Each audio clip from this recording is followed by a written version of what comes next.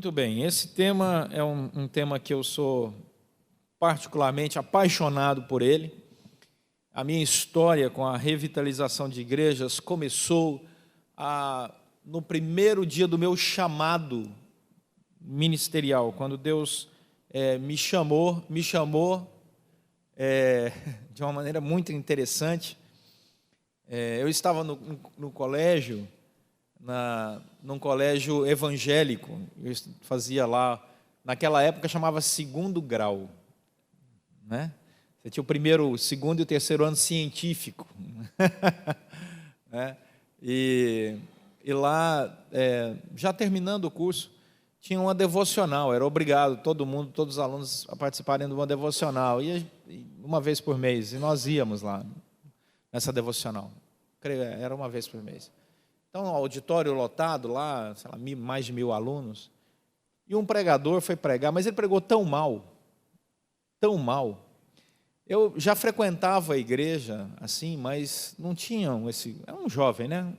Um jovem normal, né? Não tinha assim, um compromisso com Deus. E eu me lembro bem da minha oração ali, enquanto o pastor falava, e ele falou coisas terríveis, ele falou coisas não muito saudáveis, e dentro do meu coração eu disse para Deus ali: Senhor, como esse homem está perdendo a oportunidade de falar a palavra do Senhor aos jovens, uma coisa assim. E Deus na mesma hora falou meu coração ali, né? Assim, senti assim como um chamado, já o começo do chamado, eu creio que foi naquele momento, né? Deus dizendo: por que você não prega? Né? E aquela relação ali, aquela oração silenciosa que você faz com Deus, tá, gente? Não foi nenhuma revelação, afinal de contas eu sou presbiteriano calvinista, né? Sabe como é que é, né? Presbiteriano calvinista, né? Só arrepia quando abre o refrigerador, assim, a geladeira, né? Abre assim e tal, fala assim, né? Mas, vou fazer uma brincadeira santa aqui, todo mundo é líder aqui, sabe que isso é uma brincadeira santa, né? Então, foi um momento ali de despertamento, eu diria. E durante todo o meu ministério, Deus colocou a revitalização. Isso aconteceu em 1989. Não, desculpa, 1987. 87, né? E de lá para cá, eu comecei a ler, me interessar. De fato, Deus confirmou o chamado ministerial.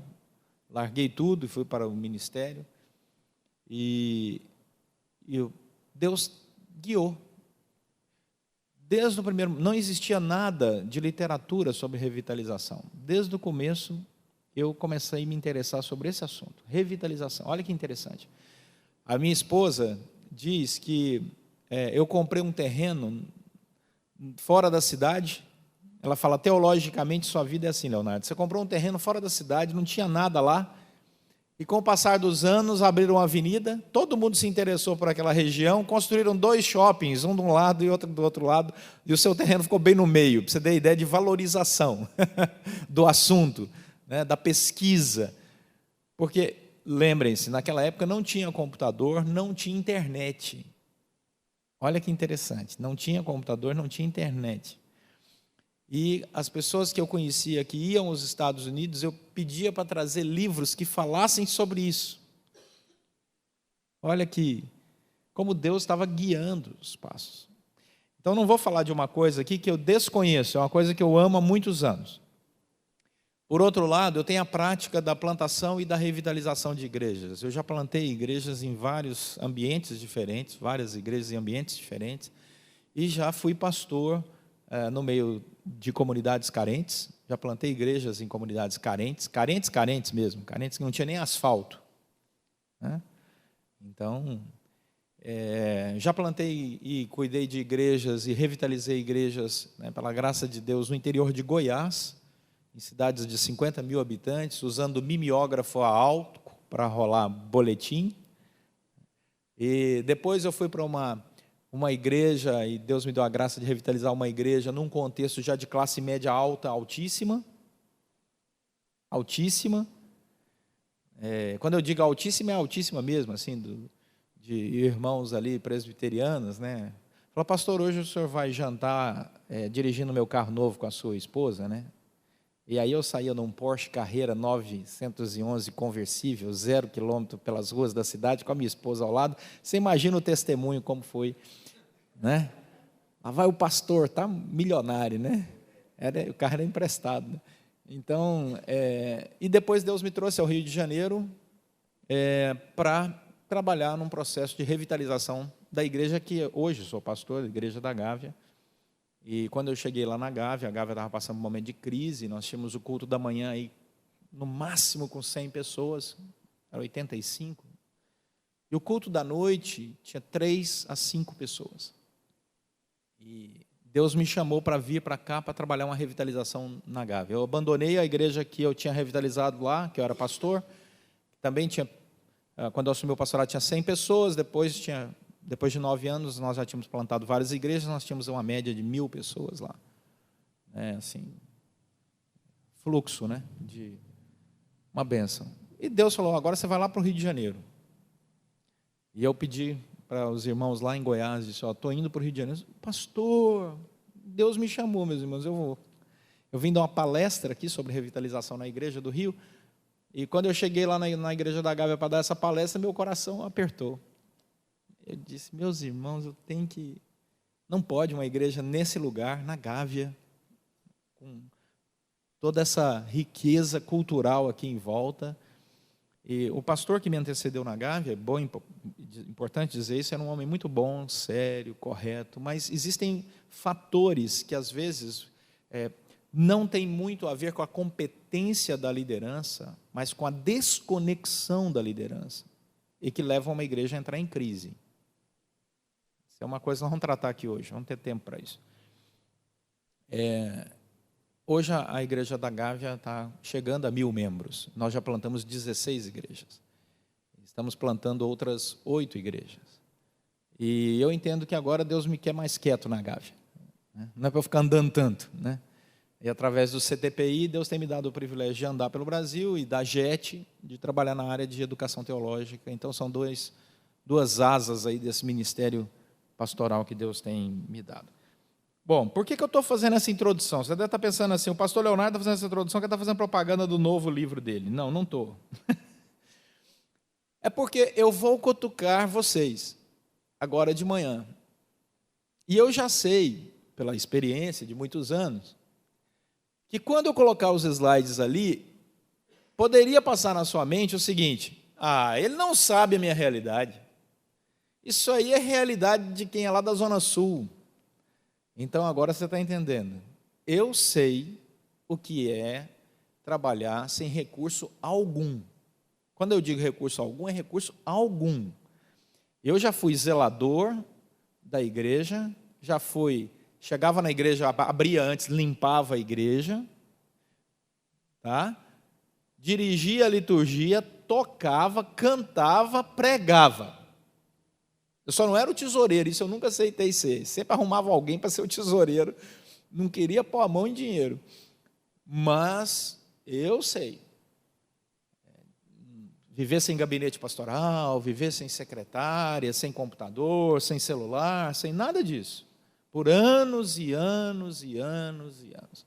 Eu sei o que é sair numa rua sem ter dinheiro no bolso para fazer absolutamente nada e, em algumas vezes, orar para que Deus desse condição de voltar para casa com alguma coisa para comer. Eu sei. Só eu sei os caminhos que andei. Né? Então, ao falar sobre revitalização, eu vou pegar um pouco no pé dos líderes. Não chore, não venha com desculpinha, né? Porque o peso da revitalização está no líder. Ponto final.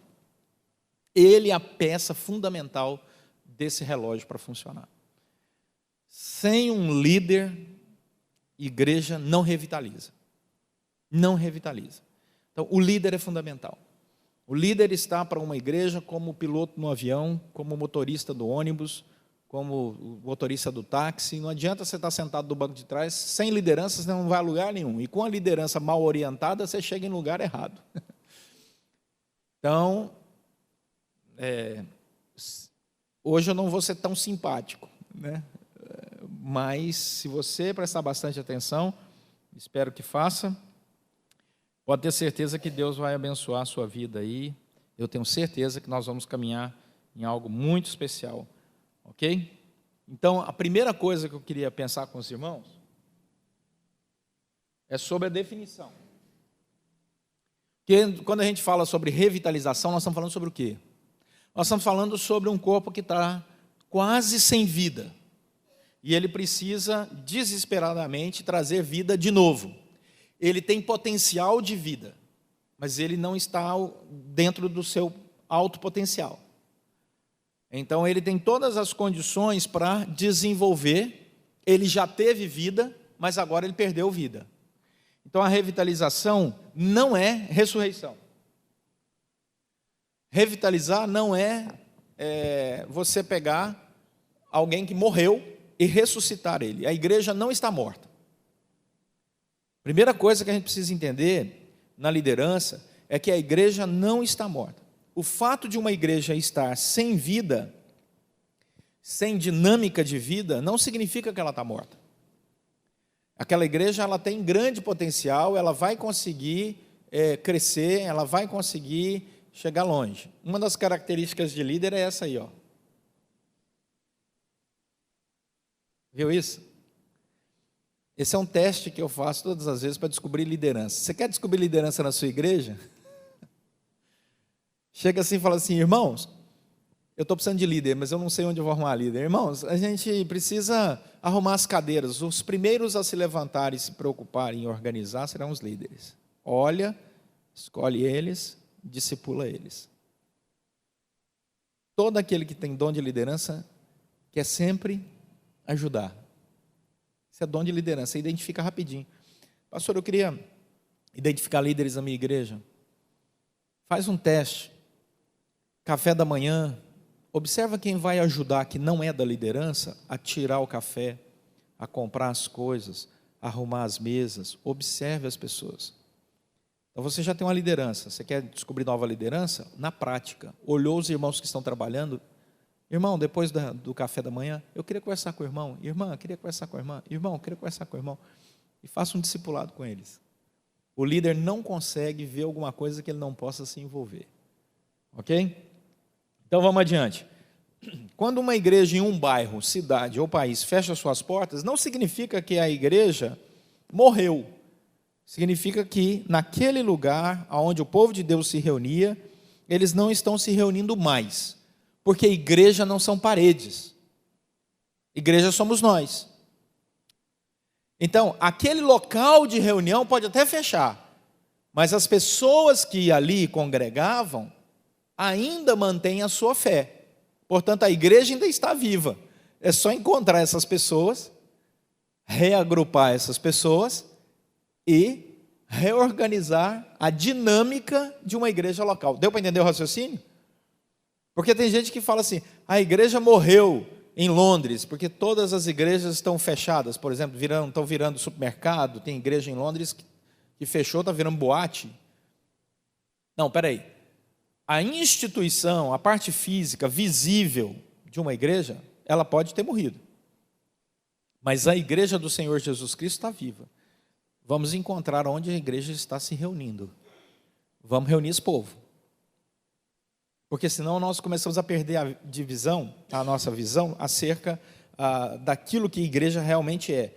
Muitas pessoas acham que a igreja ela é essa instituição fechada. Não é, a igreja somos nós.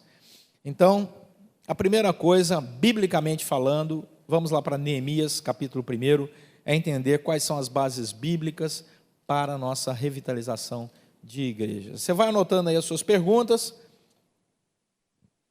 E no final nós vamos ter um momento de pergunta-resposta, e aí nós vamos tentar responder todo mundo, ok? Então, Neemias, capítulo 1.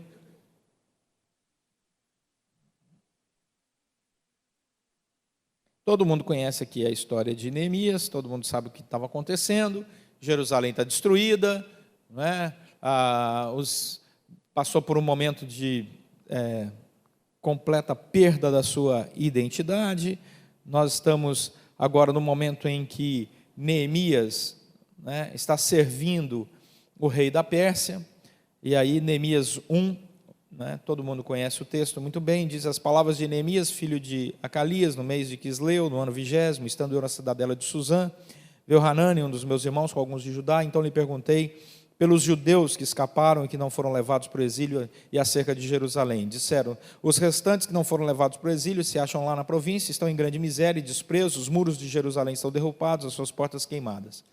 Tendo eu ouvido essas palavras, assentei-me e chorei, e lamentei por alguns dias. E estive jejuando e orando perante o Deus dos céus.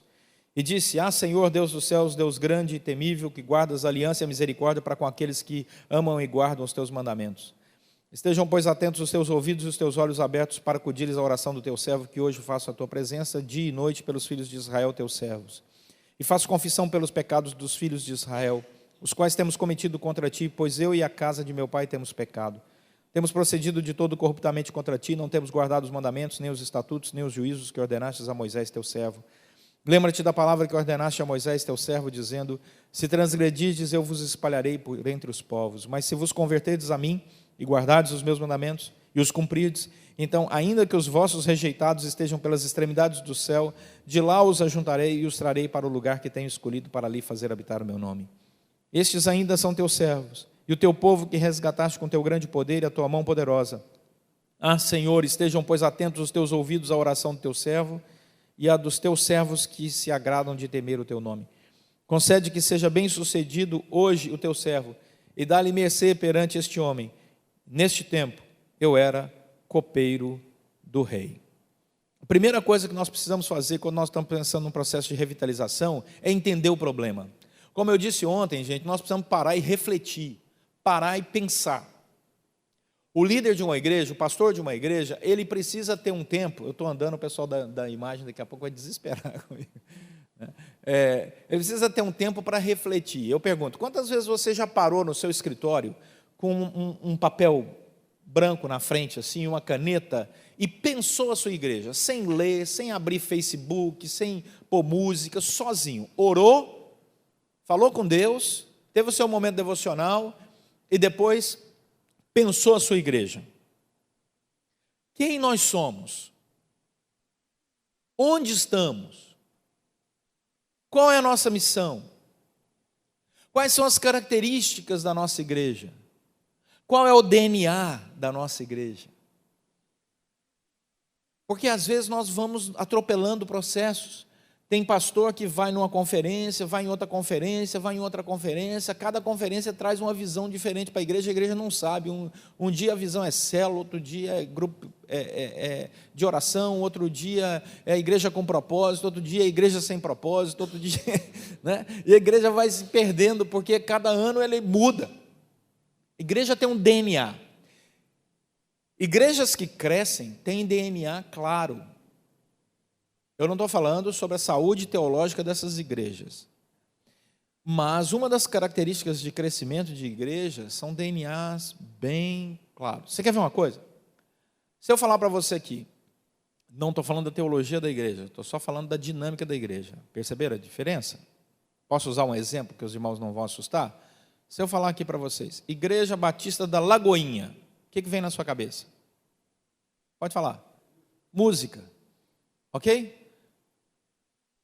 Alguém abre lá para se preocupar em ouvir o novo pastor que está pregando? Ninguém nem sabe quem pregou lá domingo passado. As pessoas vão lá porque elas querem um bom louvor, uma boa música. Esse é o DNA da igreja. Agora imagine um pastor chegando lá na igreja, para pastorear aquela igreja, e diz assim: olha, nós não vamos ter mais louvor, vamos diminuir o tempo de louvor, porque agora a nossa ênfase vai ser na palavra. O que vai acontecer? Vai esvaziar rapidamente, porque não é o DNA da igreja. Então a pergunta que você tem que fazer para você, como líder que está no processo de revitalização da sua igreja, é: quem vocês são? Qual é o DNA da sua igreja? Qual a característica da sua igreja que sempre acompanhou a igreja, mesmo mudando o pastor, mesmo mudando muitas coisas, o mundo tendo mudado? Qual a característica da sua igreja? É isso que Neemias vai nos ensinar. Nós precisamos aprender quem nós somos e aonde nós estamos, ok? Onde nós estamos? Quem faz o quê? Responda isso lá no seu papelzinho. Põe lá o papel. Quem abre a igreja? Quem limpa a igreja? Ele é pago? Está fazendo um bom serviço? Não está fazendo? Se eu fosse essa pessoa que trabalha na limpeza da igreja, o que me motivaria a continuar trabalhando bem na igreja? Como eu gostaria de ser reconhecido? Como eu gostaria de ser tratado? Quais são as metas que me dão para que eu possa limpar a igreja bem? Quem abre a igreja? Da mesma forma, quem faz o que na área do louvor? Quem faz o que na área da projeção de mídia? Quem faz o que nos grupos pequenos? Quem faz o que na escola dominical? Quem são as pessoas? Quais são as histórias de vida? Como eu tenho acompanhado essas pessoas como líder? Como está a vida pessoal de cada um deles? O líder tem que se preocupar com seus liderados. Ele tem que olhar para cada um deles, porque nós corremos o risco de perdermos pessoas importantes na igreja que não vão se sentir motivados mais. Fizeram anos e anos a mesma coisa, mas num determinado momento elas falam: pastor, eu cansei, estou entregando. Você vai dizer: mas por quê? Vou dar 2 exemplos para vocês, bem práticos aqui. Primeiro deles, café da manhã na igreja. 8 horas da manhã, alguém foi lá, fez compra do café da manhã e tal, o café é às 9. Aí o pastor chega 8 horas da manhã, vai na cozinha, está lá os irmãos, as irmãs e o irmão, as irmãs e o irmão, as irmãs e um irmão. É ou não é assim? Aí o pastor chega e diz: oi gente, oi pastor, bom dia, bom dia. Oh, meus queridos, que alegria ver vocês aqui. Olha, nós estamos com santas expectativas nesse café da manhã. Tenho certeza que esse café da manhã vai abençoar muitas vidas. Nós corremos a semana inteira e eu sei que as pessoas estão a essa hora acordando, vindo para cá, na alegria da comunhão, na certeza de que vão ter um período maravilhoso com essas bênçãos que vocês estão preparando aqui para nós. E na bênção da comunhão. Eu quero orar por vocês. O trabalho de vocês é muito importante aqui na igreja. O ministério de vocês, o carinho de vocês terem saído para comprar essas coisas, estão aqui cedo preparando esse café. Eu quero orar com vocês. Dá um tempinho aí, para de descascar aí esse tomate. Vem cá, vamos orar. Aí ora: Senhor, abençoe esses irmãos e tal. Aí você sai. Atenção, líder, você sai. Deixa os irmãos trabalhando, melhor, deixa as irmãs trabalhando e o irmão.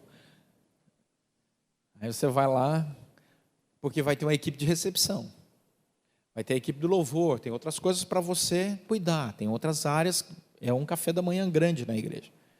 Aí é a hora que o povo chegou, agora vamos orar.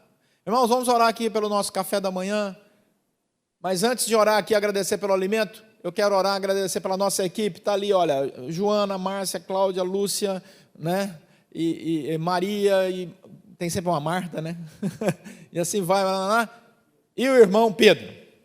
Pronto, 38 irmãs, um irmão, Pedro. E vamos orar por eles, irmãos. Que coisa linda, que café da manhã abençoador. Muito obrigado a essa equipe maravilhosa que acordou cedo. Vamos orar por eles, orar por nós, orar pelo alimento. Senhor, muito obrigado por essa equipe, muito obrigado pelo alimento, obrigado por todos nós, que o Senhor nos abençoe em nome de Jesus. Amém. Amém. Uma salva de palmas aqui para a nossa equipe. Eita. Todo mundo tomou café. Acabou o café, todo mundo vai embora. Quem fica? A equipe, que vai limpar, recolher. O pastor chega lá. Gente, foi uma bênção o café. Uma bênção. Olha, teve uma irmã que me procurou que disse que nunca comeu um bolo de milho tão gostoso.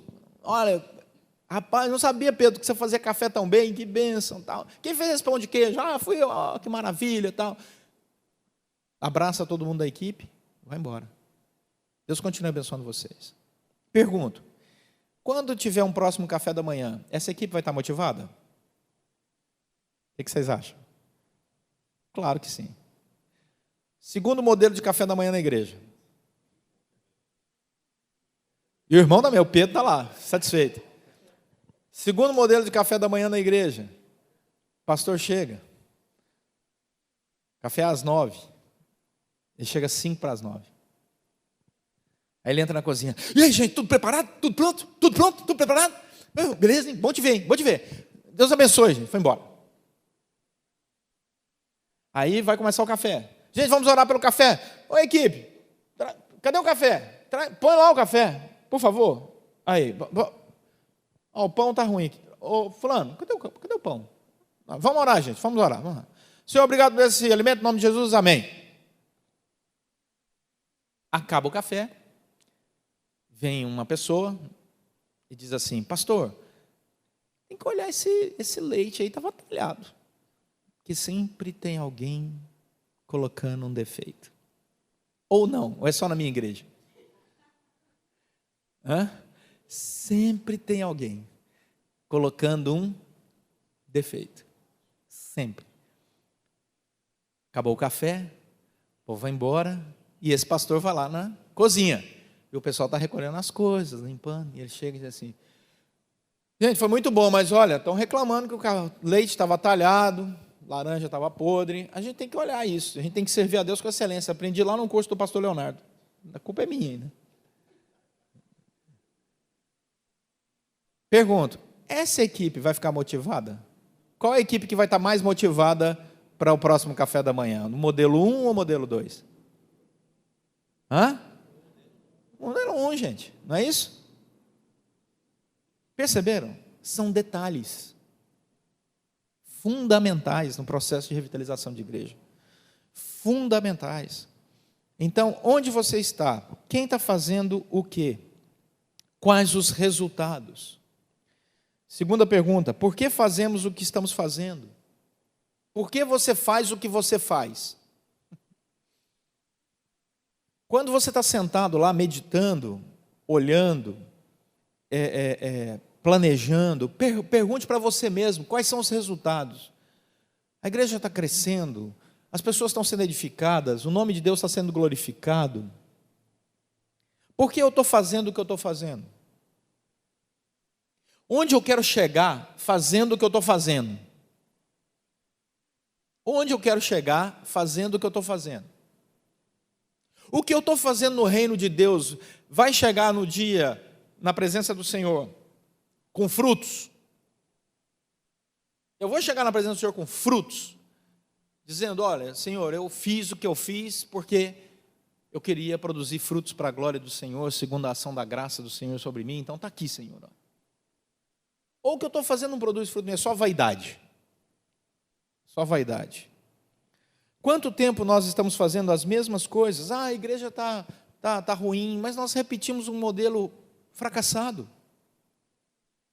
Nós repetimos um modelo fracassado. Aí você quer fazer a mesma coisa, o tolo é aquele que faz a mesma coisa sempre, esperando resultados diferentes, né? Ele faz a mesma coisa, dá errado, ele repete, dá errado, ele repete. Ele não pensa uma coisa nova. Ele não propõe uma coisa nova. Ele não imagina uma coisa nova. É preciso desafiar-se. Mas isso, de novo, eu vou bater na tecla, se dá num processo de reflexão.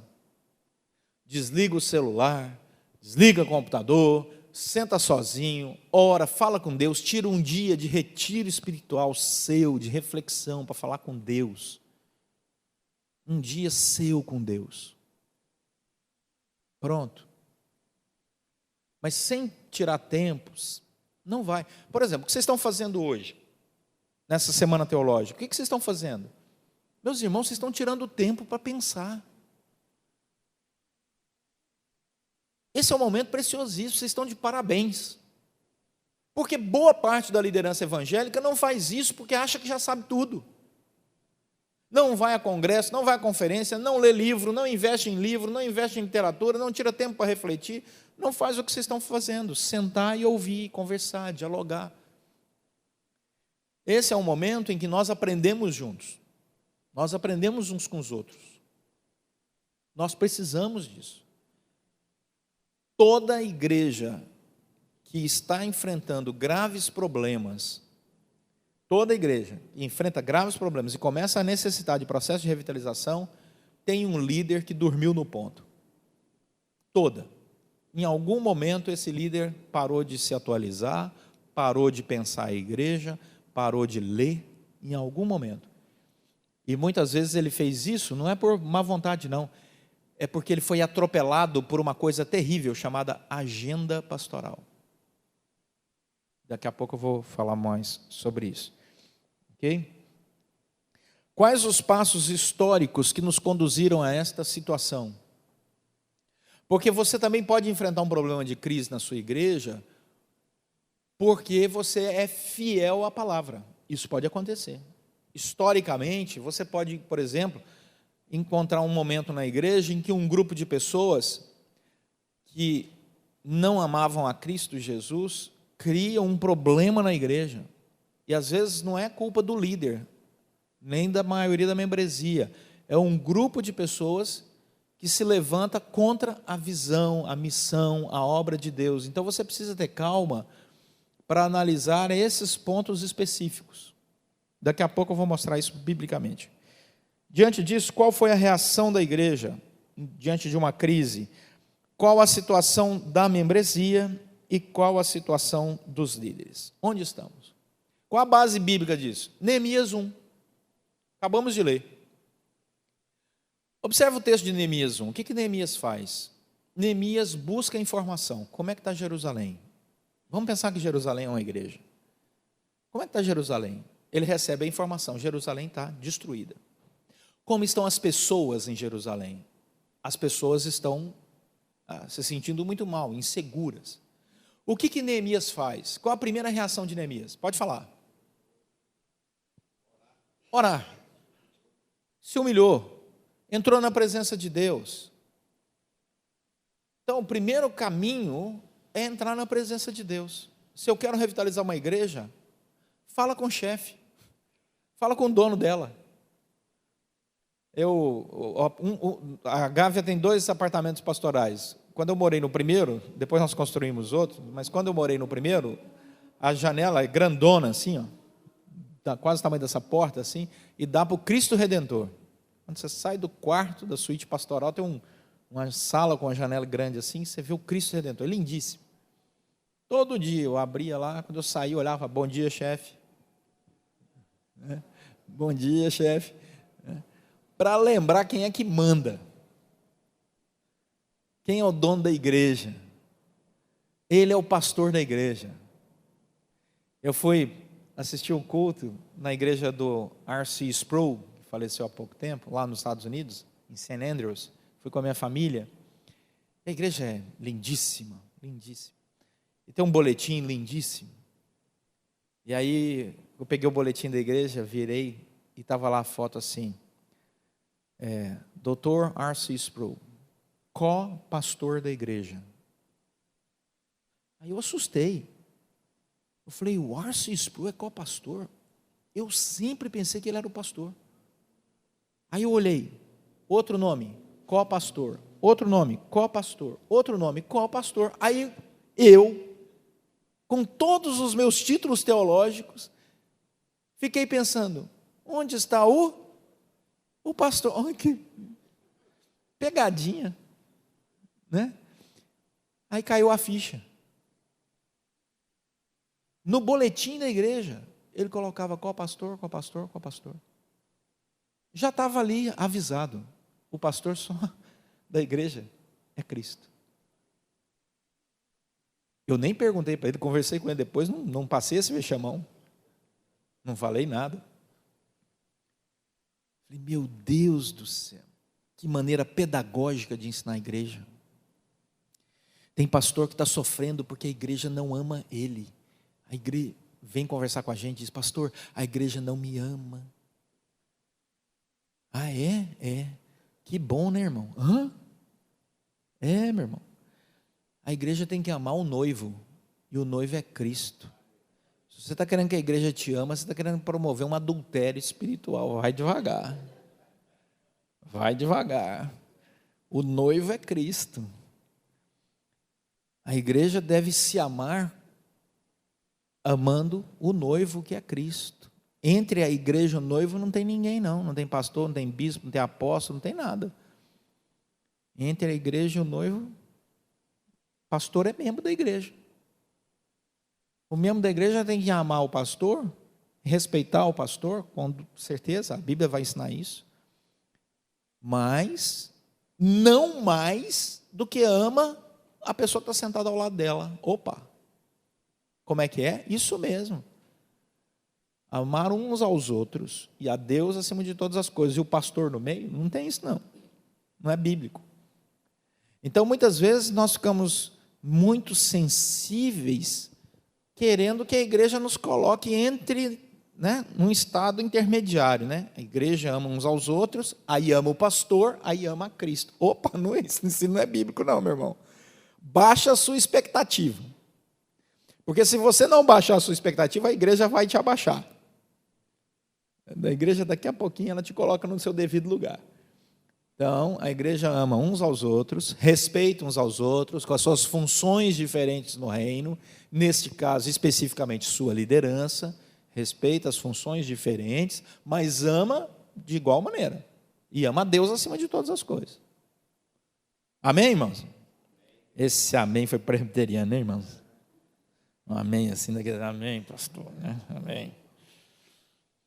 O que Neemias fez? Entrou na presença do Senhor. Neemias foi orar.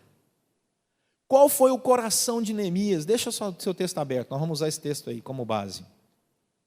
Eu poderia usar vários textos, e obviamente como um teólogo reformado, a Bíblia se interpreta a própria Bíblia. Então só vou usar esse texto base, mas lembre-se que ele serve como um princípio de interpretação, usando tantos outros personagens da Bíblia. Davi, nos momentos difíceis, fazia o quê? Buscava o Senhor. Pedro, nos momentos difíceis. Paulo, nos momentos difíceis.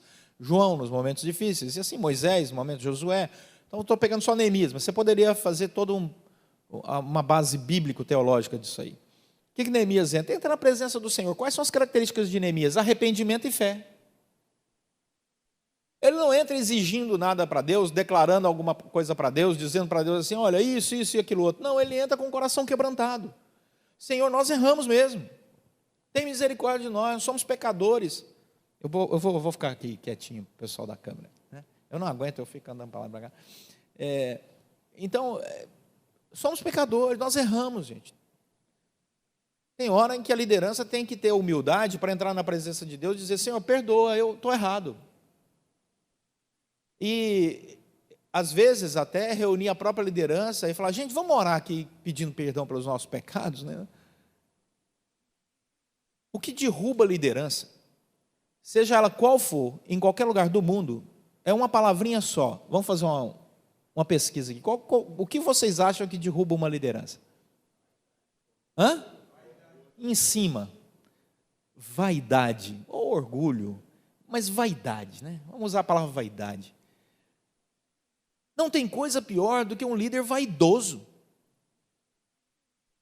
E tem gente que tem até vaidade da sua humildade.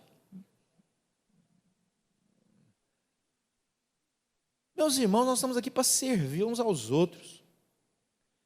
E o exemplo tem que começar da liderança. Humildade não significa subserviência.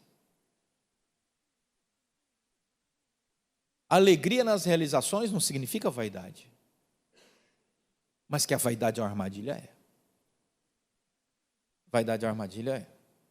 Aqueles pregadores famosos, que chegam, ficam longe das pessoas, não se relacionam com as pessoas, não conversam com as pessoas. Temos aos montes, vocês sabem muito bem. Eu conheço vários grandes homens de Deus e tive a oportunidade, o privilégio, e tenho tido, de conhecer tantos outros. E uma característica comum nos grandes homens de Deus: simplicidade. É gente acessível. Gente acessível. Gente como a gente, que reúne sua liderança, que ora com a sua liderança, que chora com a sua liderança, que pede conselho à sua liderança. É espetacular. Tem líder que é muito mais humilde que eu. Eu não faria o que eles fazem, de jeito nenhum. Eu fico olhando aquilo como um modelo. Ou você não se sente assim? Tem gente que parece que é mais santo, né? Você chega assim, você sente o sujeito, né? Meu Deus. Então, para revitalizar uma igreja, tem que fazer como Neemias. Entra na presença do Senhor com o coração quebrantado. Deus, deixa eu dizer uma coisa para o Senhor. Está dando tudo errado e a culpa é nossa. Então, nos ajuda, Senhor. Nós temos fé que o Senhor pode nos perdoar e nos dar o caminho.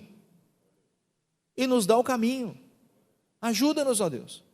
E lembra que a oração de Neemias, ela está sempre... Olha o versículo 11. Senhor, estejam, pois, atentos os teus ouvidos à oração do teu servo. E o que mais? E a dos teus servos, que se agradam de temer o teu nome. Neemias não se acha a cereja do bolo, não. Neemias não diz assim, eu sou o único cara que vai resolver o problema. Não, existem outros irmãos aqui, que também estão com o coração quebrantado, eu tenho certeza que temem ao Senhor. Senhor, me ajuda a caminhar com esses irmãos, e a tirar Jerusalém dessa situação. O que ele faz? Ele vai lá, capítulo 2, todo mundo conhece muito bem. O rei percebe que ele está triste. O rei diz para ele, o capítulo 2 de Neemias, né? Por que você está triste, Neemias? Porque mesmo sendo escravo, Neemias servia ao rei, seu opressor, com alegria. Ele não ia para o trabalho como muitos cristãos vão para o trabalho, dizendo assim, reclamando, fazendo um serviço mais ou menos. Neemias ia servir o rei, mesmo sendo um escravo, com o mesmo coração de Efésios, quando diz que nós, quando somos trabalhadores, devemos trabalhar não como para homens, mas como para o Senhor, para que Deus seja glorificado. Isso é missional. Isso é ser missional. Tem pastor que vai para a igreja triste, não pode, desmotivado, não pode. Nós temos que acordar todos os dias agradecendo a Deus pelo privilégio de servir ao Senhor nessa grande obra, como líderes que Ele nos colocou. E se existe alguma coisa que está sendo problema, ore, coloque na presença do Senhor, clame. Foi o que Neemias fez. E o Senhor faz o quê? O Senhor dá a ele os recursos, vindo do próprio rei. Porque Deus é o dono do ouro e da prata. Quando igrejas passam por problemas financeiros, só tem uma explicação: a igreja está sendo infiel no seu dízimo e oferta. Simples assim. Porque Deus é o Senhor da igreja, Ele coloca o número de pessoas exato dentro daquela igreja, com recursos suficientes para aquela igreja viver muito bem, fazendo missão. Mas a nossa igreja tem um número de pessoas muito bom, mas ela não consegue fazer missão. Então o povo está sendo infiel. Porque quem coordena essa equação, quem é o dono dessa economia, é o Senhor. Ele sabe quanto cada um ganha, Ele sabe quanto cada um gasta, Ele sabe tudo. Então é simples assim. Aí já não é culpa do líder. Aí já é infidelidade da igreja. Aí a igreja se acerte com o Senhor. Porque quando a igreja é infiel e o líder é fiel, via de regra, Deus tira o líder da igreja. Agora, quando a igreja é fiel e o líder é infiel, via de regra, Deus tira a igreja do líder. Quem são os nossos líderes? Como eles estão? Como é que está o coração dos nossos líderes no processo de revitalização? Qual a idade deles? Como está a família da nossa liderança? Qual a história espiritual dos nossos líderes? Qual a formação profissional dos nossos líderes? Você quer trabalhar um processo de revitalização? Conheça a sua liderança, afinco, trabalhe com afinco para conhecê-los. Por exemplo, nós vamos fazer uma obra lá na nossa igreja, compramos um terreno, aí queremos construir um prédiozinho lá. Aí eu reuni o conselho da igreja. E disse, irmãos, então nós vamos comprar o terreno? Vamos construir? Vamos. Então vamos lá. Quem é engenheiro aqui? Aí, 5. É ótimo. vocês agora são uma comissão de obras. Deus abençoe os irmãos, eu vou orar, motivar a igreja, mas eu não vou entrar lá naquela obra não, você que se resolve esse negócio, eu não entendo nada de obra. Eles reuniram, contrataram uma construtora, fizeram vários orçamentos, várias construtoras, contrataram uma construtora, contrataram uma empresa de consultoria para avaliar o trabalho da construtora, não sei o que. Ficou um negócio tão organizado que em um ano a obra estava pronta. Qual era o meu papel? Orar e motivar a igreja para que nós continuássemos contribuindo para a construção daquela obra. Em um ano a obra estava pronta. E ficou boa, por quê? Porque eles eram os responsáveis. Então, quando alguém me ligava, falava assim, pastor, tem um rapaz aqui da construção, pois não. Pastor, eu sou da construtora, vai colocar lá a porta de correr, porta de puxar, porta de ferro, porta de madeira. Meu irmão, só um minutinho, deixa eu te dar um telefone aqui. O pessoal da comissão de construção, é fulano, ciclano, liga para eles, eu não entendo nada disso. Eu sei de Bíblia, porta, sei que uma porta é estreita, outra é larga. Fora isso, deixa com os irmãos, eles vão tocar. Tem coisas na obra que eu faria diferente? Claro, mas eu não entendo de obra. Deu para entender? Se eles fizerem, é porque eles têm um porquê. Eu não entendo. E quando a obra ficou pronta, se alguém fala, que bênção, pastor, aleluia, comissão de obras, trabalhou, foi fulano, ciclano, beltrano. Pastor, está errada essa obra. Tá, comissão de obras, aqui é fulano lá. Então, a igreja tem valores. Existem pessoas na igreja valorosas em várias áreas diferentes. Você tem que conhecer as pessoas. Às vezes você está precisando de alguém que tem a formação e você não sabe. Tempo atrás, um jovem na nossa igreja, o púlpito da nossa igreja é alto assim, e nós estávamos na hora da oração pela nova liderança do ano, e a gente chama a liderança das crianças até a liderança dos adultos. Todo mundo sobe lá, a gente ora pela liderança do ano, que vai tomar posse, vai cuidar do trabalho. E um menino passou mal, de 11 anos, e ele caiu de cabeça, de cima do púlpito. Ele já caiu desmaiado. Pá! Foi uma coisa horrorosa. Foi a pior cena que eu já vi no meu ministério em igreja, durante um culto. Deus me deu graça, igreja lotada. Na hora que ele caiu, as pessoas fizeram assim, eu falei, ninguém levanta, do púlpito. Ele caiu aqui, eu falei, ninguém levanta. Nós temos médicos na igreja, só os médicos, por favor. Vieram 8 médicos, dos quais 2 socorristas do corpo de bombeiro. Falei, agora vamos orar. Enquanto os médicos estão atendendo, essa é a nossa função, vamos orar. Aí oramos.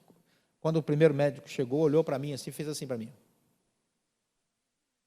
Falei, vamos orar. Vamos orar. Quando eu acabei a oração, que eu olhei para a médica, então eu fiz assim. E o menino se levantou ali e tal, na verdade não se levantou, não deixaram ele levantar, veio o corpo de bombeiros, que era perto da nossa igreja, colocou ele numa maca, levou, não teve absolutamente nada, nem um arranhão. Graças a Deus, louvado seja o Senhor. Foi um momento de muita aflição pessoal.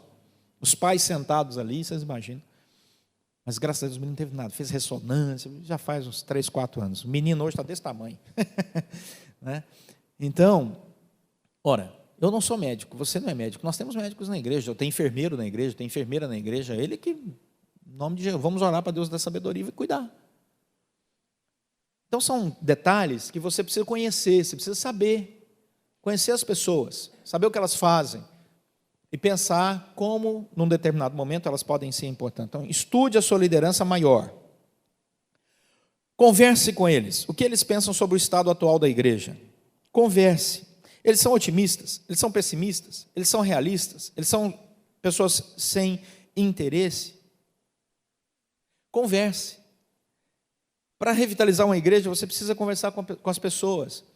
Agora, não é conversar como nós estamos aqui, não. Não é conversar como nós estamos aqui, não. Eu vou pegar o irmão aqui de cabeça de xadrez. Como é que é seu nome? Oswaldino. Oswaldino vamos supor que ele é presbítero lá da igreja. Eu estou aqui e a igreja está precisando de trabalho. Eu não vou esperar reunir o conselho da igreja para ouvi-lo, não. Eu ligo para ele na segunda-feira. Tudo bem, Oswaldino? Tudo bem. Escuta, que dia que a gente pode almoçar essa semana? Ah, pastor, não posso almoçar, meu trabalho é complicado, mas eu posso tomar um café no final da tarde. Então vamos tomar um café às 6 horas? Vamos. Ah, eu posso ir perto do seu trabalho? Não, então combina. É assim. Senta com ele, gasta tempo com ele, conversa com ele, pergunta sobre a vida dele, história espiritual dele, como é que está a família dele, como é que está o trabalho dele, como é que ele vê a igreja. E você vai anotando. Saiu da conversa com o Oswaldino, você anota. Oswaldino, sujeito gente boa, apesar de ser flamenguista, ou do Fluminense, ou vascaíno. Eu sou flamenguista, graças a Deus. Eu estou na Gávea. Então, né? Então, você pode... Aí depois você marca com o João. Ô, João, quero marcar um horário com você, quero almoçar com você. Líderes em processo de revitalização conversam com pessoas individualmente. É um erro você reunir todo mundo para tirar dúvida, porque você não vai ter o controle da situação. Um começa a reclamar do som, outro começa a reclamar do ar, outro reclama do estacionamento, um reclama de você, outro reclama da roupa, outro reclama da gravata, outro reclama do não sei o quê. Aí você perde, aí gera um clima ruim. Deu para entender? Faça diagnósticos individualizados. Você vai ver que tem gente que é otimista. Pastor, está ruim, mas agora com o senhor vai ser uma benção. Tem gente que é pessimista. Pastor, essa igreja sempre foi assim mesmo, é ruim, de mal a pior. De mal a pior. Tem gente que é realista. Pastor, o momento está difícil, mas eu estou acreditando com a postura nova do senhor. Estou percebendo que o senhor está se esforçando aí, conte comigo. Esse cara é realista. E tem gente que é sem interesse. Eu vou te dar um dado que você vai assustar. Dados de pesquisas concretas, Lifeway Research e tantos outros, George Barna Institute e tantos outros institutos interessantíssimos que fazem análise de igreja. Se a sua igreja tem 100 membros, 10 membros carregam o piano com você. Ok? 30 outros membros gostariam de trabalhar, mas não sabem como. 60 membros, ou seja, 60% da igreja, nunca vai trabalhar. Eu sei, pode chorar aí, cair no chão, espernear. Não vão. 60% vai entrar na igreja, sentar, participar da programação, levantar, contribuir, orar, agradecer, ir embora, mas ele não vai se envolver. Qual é o seu desafio? Seu desafio é sair de 10%, os 10 que caminham com você, que carregam o piano com você, para 40%. Se você conseguir sair de 10 para 40, o crescimento da sua igreja será o que a gente chama de exponencial. Você vai multiplicar o crescimento da igreja como nunca antes você experimentou. Eu sou capaz de perguntar para os pastores aqui, na semana teológica, quantas pessoas puseram a mão no arado. Porque eu estou vendo os mesmos rostinhos de ontem. É natural. Os 10% que pegam a mão no arado, vai lá. Você pode contar com eles. Gente, esse povo acha que vai para o céu direto, vai morar tudo em condomínio fechado no céu. Ô povo santo, não tem coisa melhor no pastorado que você ter gente desse grupo de 10%. Eles assimilam na hora. Você vira e fala assim, gente, eu estava pensando em fazer um acampamento. Vamos, pastor, aonde? Calma, nem falei ainda. Estou dentro. Não é uma bênção isso? Os outros 30% gostariam de participar e não sabem como. Então você tem que desafiar esses 30%. Como? Dando cursos de treinamento. Abra a sua igreja, discipulado. Reconheça eles, chame eles para andar perto. E os outros 60%, manutenção. O que essas pessoas desejam para a igreja? Estude a sua liderança. É possível? É impossível? É doutrinariamente sadio? O que eles estão querendo? Porque tem gente que quer coisa que é possível, e você nunca tinha pensado. Uma pessoa chega e fala assim, pastor, eu queria colocar um filtro ali, eu acho que todo mundo fica uma fila enorme ali para beber água, podia colocar um filtro com várias torneirinhas. Rapaz, nunca tinha pensado nisso. Boa ideia, tão simples resolver, vai lá e faz. Pronto. Ah, pessoa, pastor, o que o senhor vai fazer um treinamento de liderança só para casais? Ah, uma boa ideia, eu não tinha pensado nisso. Sobre finanças. Amanhã eu vou ter um café da manhã lá na igreja da Gávea sobre finança familiar. Chamamos um coaching. Lembra que eu falei do coaching? Um coaching que cuida de liderança de orçamento familiar. Ele tem uma empresa disso. É um presbítero de outra igreja. Vai lá dar uma palestra de graça. Convidamos os casais da igreja para um café da manhã e ele vai chegar lá e vai dar uma palestra sobre como organizar a sua vida financeira. Olha, todo mundo está interessado. Até quem não tem vida financeira está interessado, né? Pois é, vai lá. Então, tem coisa que é possível. Não foi ideia minha não, viu, meus irmãos? Foi ideia do pessoal do Ministério de Família. Eu só dei o aval. Tem coisa que é impossível. Pastor, a gente queria trazer, o Paulo Baruch para tocar na igreja. Eu não tenho dinheiro para trazer o Paulo Baruch. Para mim é impossível. Pronto. Gosto demais dele. Mas, né? E não estou culpando o irmão, não. É porque eu sei que a estratégia, o ministério do irmão, eu conheço pessoalmente o Paulo Baruch, estou usando esse exemplo aqui, nem deveria estar usando, né? Porque ele é um cara humilde, simples, não se importa com dinheiro. Estou só usando, podia ter usado outro nome. Mas é que eu gosto muito das músicas dele. E ele é um cara humilde, tá? Um cara simples. Eu sei que ele toca em muitos lugares sem cobrar nada, inclusive. Estou usando só um exemplo para você entender. Mas vamos supor que ele fosse um cara que cobrasse lá R$200 mil. É impossível, apesar de gostar da música dele. Conheço, sei que é um cara de caráter, mas não tem dinheiro para trazê-lo. Né? Ou então você pensa num pregador tipo Albert Moller. Queria trazer o Albert Moller, ou D.A. Carson, para pregar na igreja. Não tem dinheiro, traz o Leonardo Sayun mesmo. Então, né? Tem coisa que é impossível. E tem coisa que é doutrinariamente não sadia. Então você não vai fazer. Pastor, eu queria trazer o Edir Macedo para pregar na igreja. Não vai dar, irmão. O evangelho que ele prega não é o que eu prego. Né? Então não dá. Então tem que ver aquilo que é doutrinariamente sadio. E eu diria até mais, que tem a ver com a igreja. Tem gente que é doutrinariamente sadia, mas não tem nada a ver com a igreja, né, que a gente pastoreia. Ele tem uma outra visão. Bom, vamos adiante. O tempo está voando. Já tem 1 hora que eu estou falando aqui. Nem parece, né, gente? Aleluia. Né?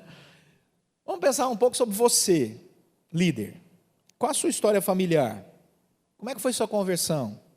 Seu chamado, sua formação acadêmica, suas experiências, seus sonhos, o seu papel como líder. Você já parou para pensar sobre você mesmo? Você está feliz? Você tem tirado tempo para viver de maneira saudável? Você dorme bem? Você come bem? Você faz exercício regular? Você tem um hobby? Olha que pergunta mais constrangedora para pastor. Pastor não tem hobby. Não tem.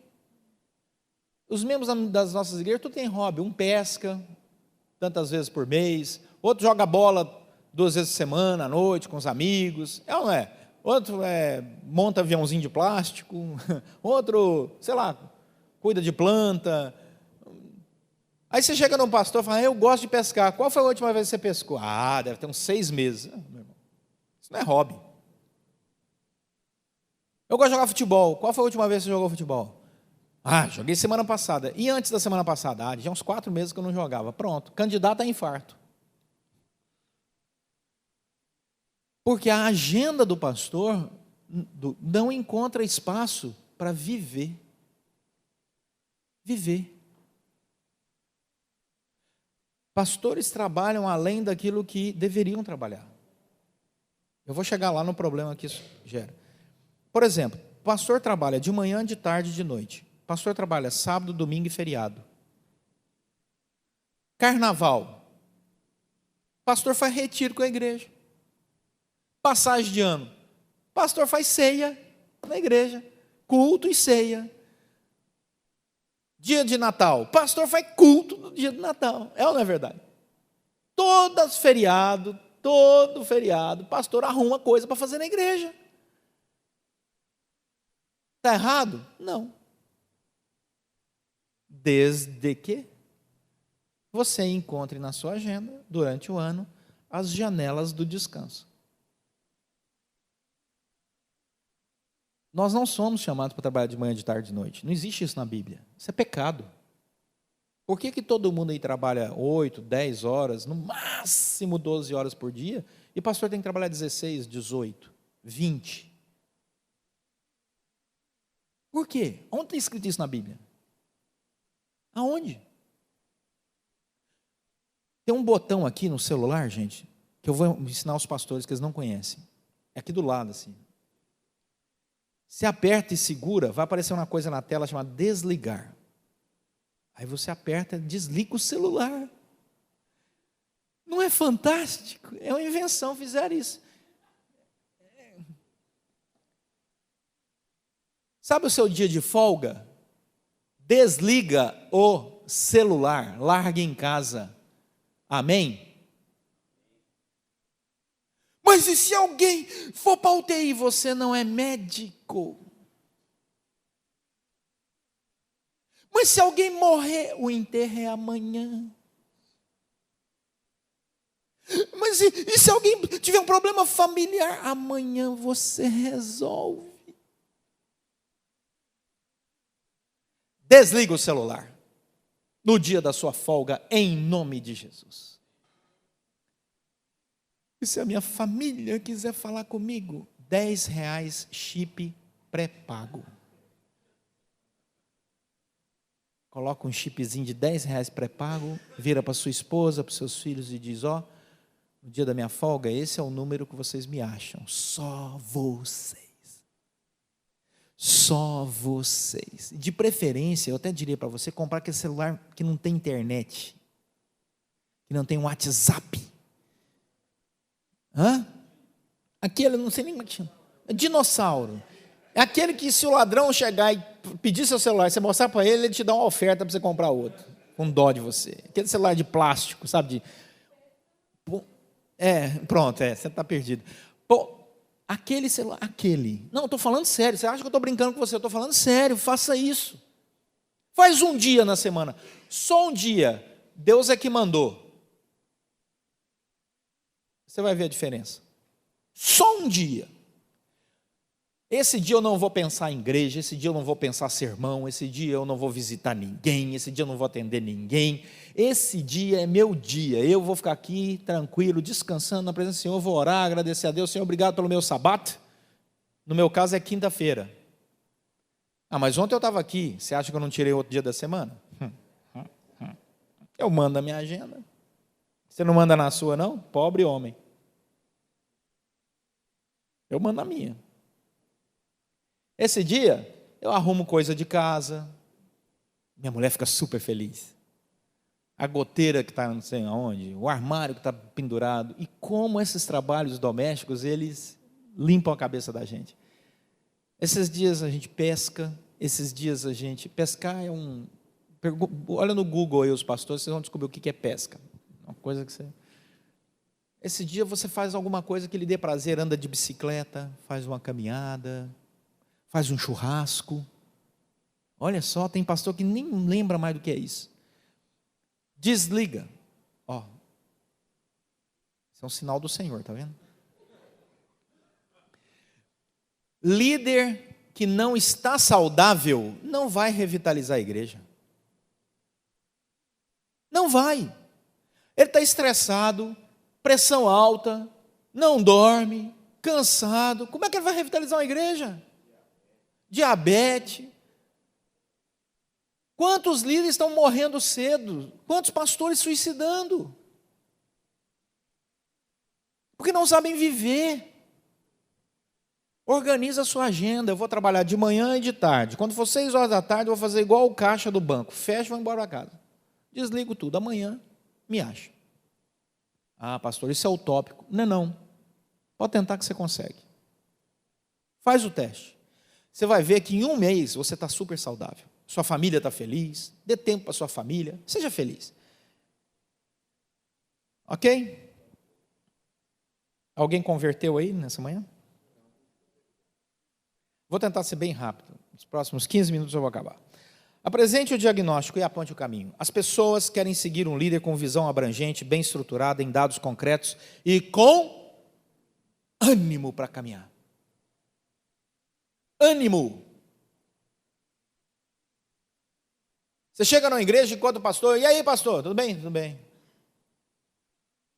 Vai ter culto hoje? Vai. Alguma coisa no culto? Não. Você ficaria numa igreja assim? Hã?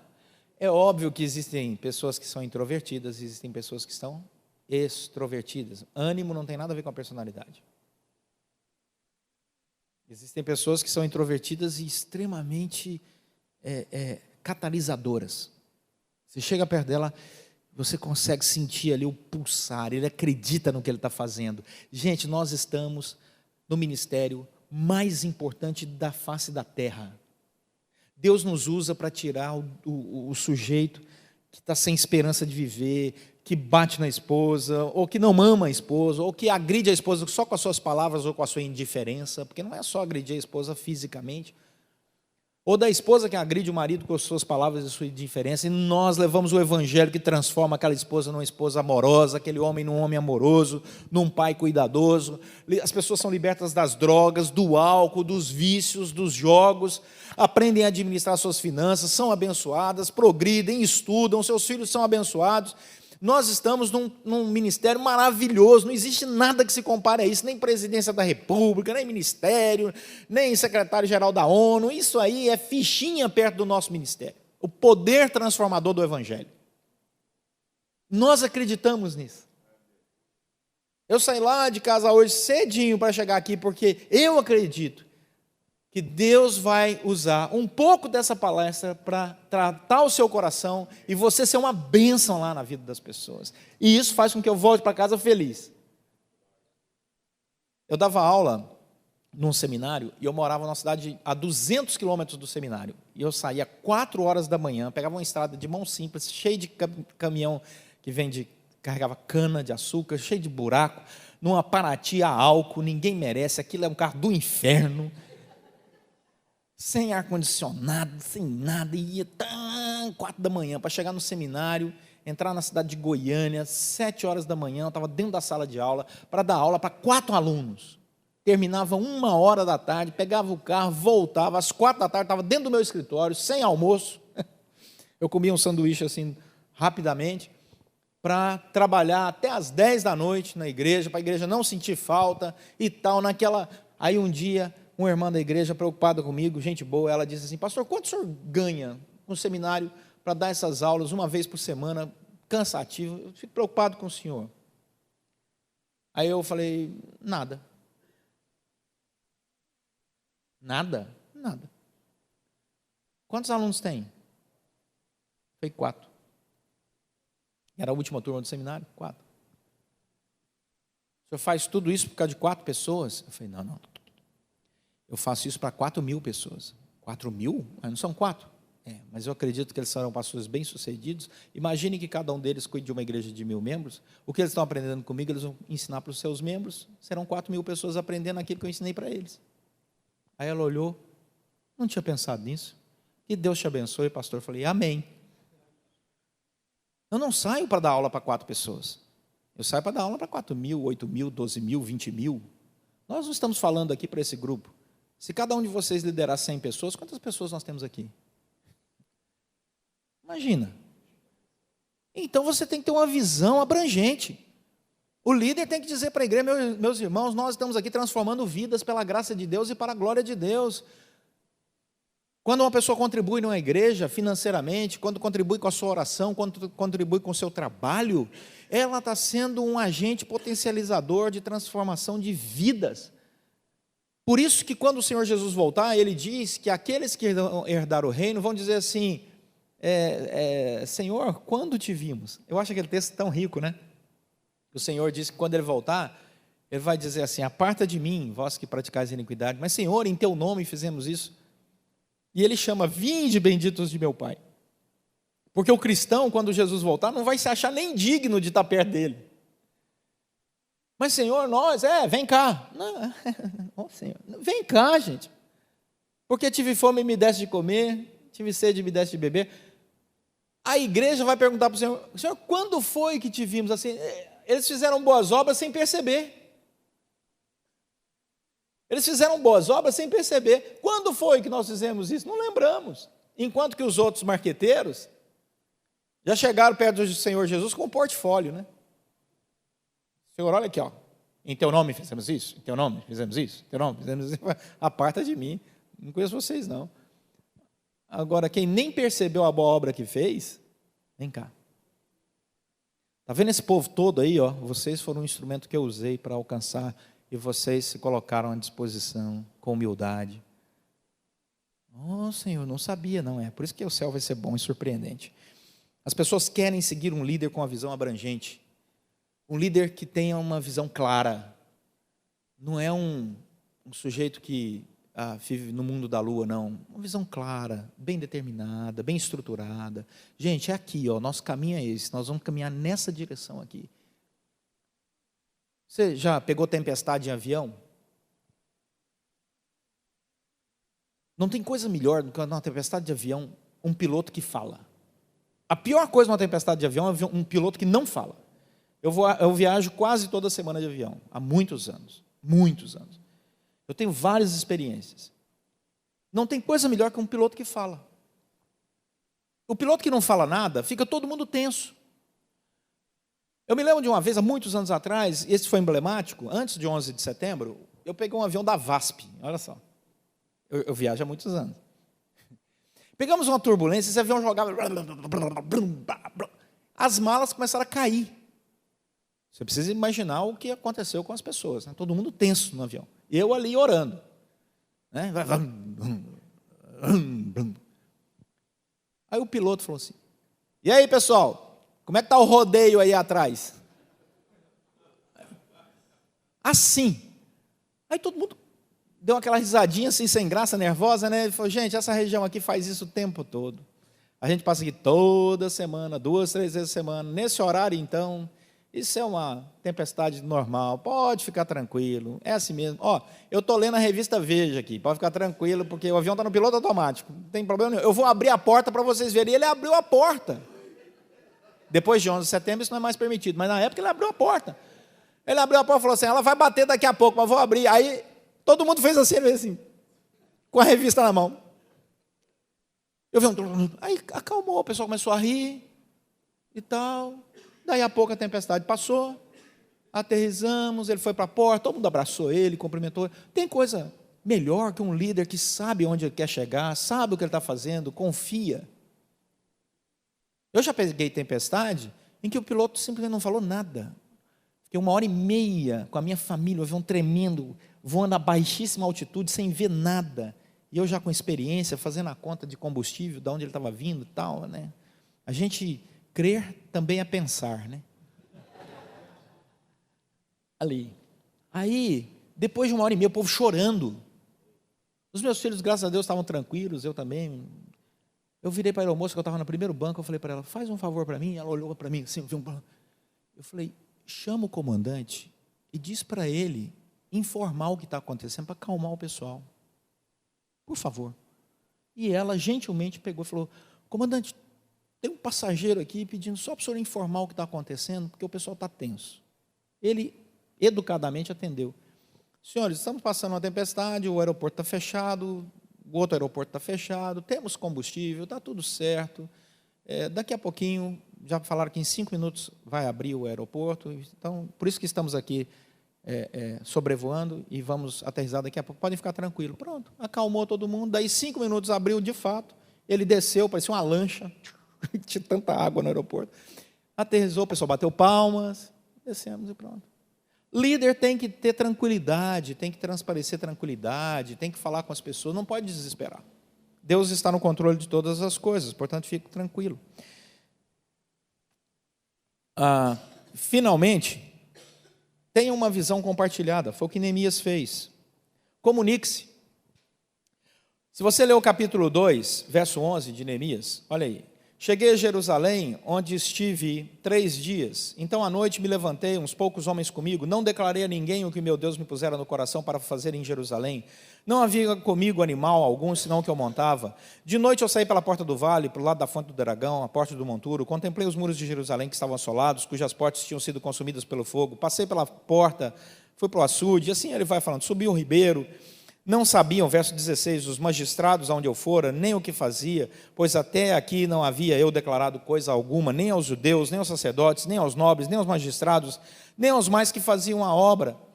Então, ou seja, depois de ele analisar toda a situação, então lhes disse, está vendo como é que a nossa situação está ruim? Tem o recurso, vamos reconstruir. Aí ele estabeleceu as metas, as metas. E o que aconteceu? Olha o que diz o versículo 18.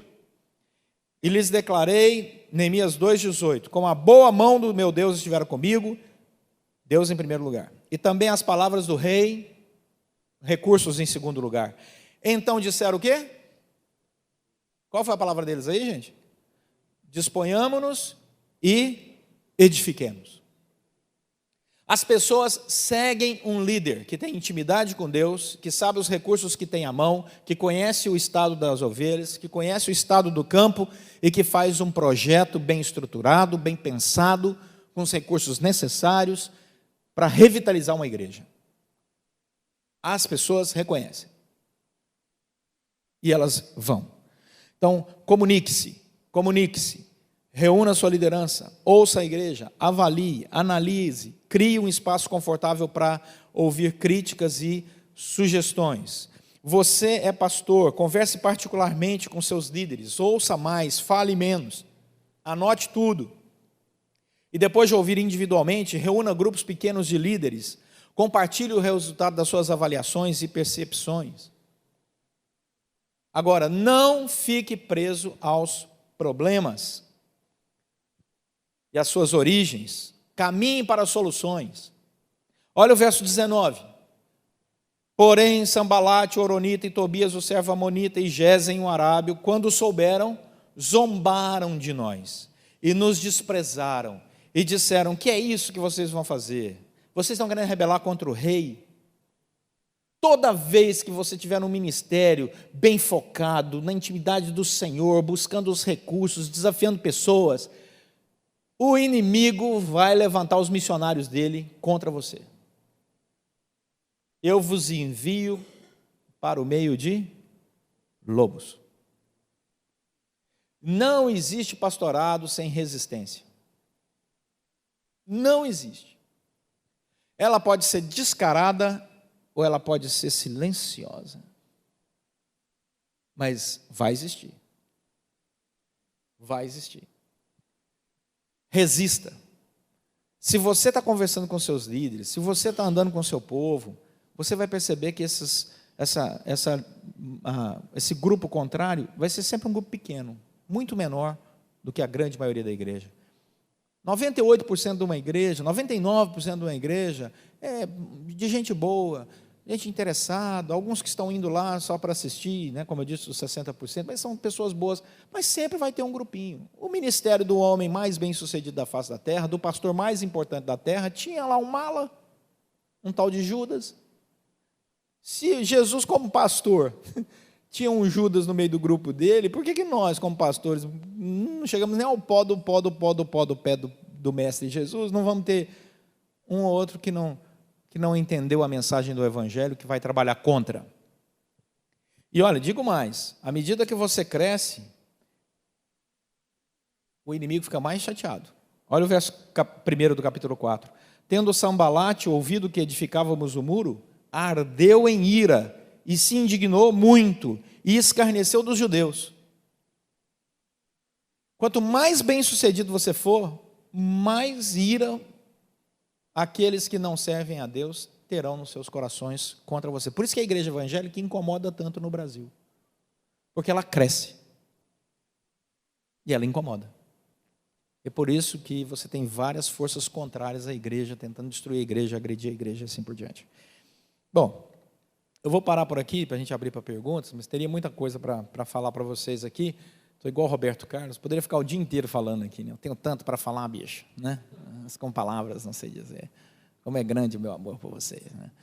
Então, mas eu queria abrir aqui para perguntas e para mostrar para vocês, leiam o livro de Neemias na perspectiva de um líder. Essa vai ser a sua base bíblica. Leia o livro de Neemias na perspectiva bíblica, de liderança. Recomendo. Veja como ele reagia, como ele diminuiu a velocidade da obra, quando precisou diminuir a velocidade da obra, mas mantendo as pessoas motivadas. Olhe para Neemias. E você vai descobrir lá no capítulo 6 que ele terminou a obra em 52 dias. E era uma obra grande, mas Deus abençoou ricamente.